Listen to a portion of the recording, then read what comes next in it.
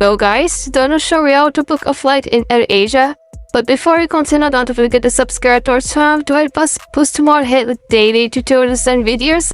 So don't forget to Google that in AirAsia and click map of first staying here. So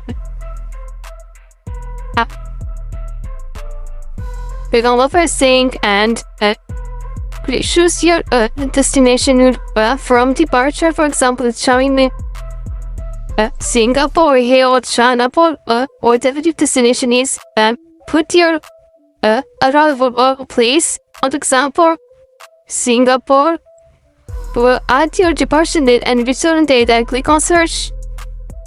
This website will find you the equivalent flights on that date. You just choose and select the flight that suits your needs. And click on book to book your selected flight. This is pretty much it, guys. If you found this video helpful, don't forget to like, subscribe, leave a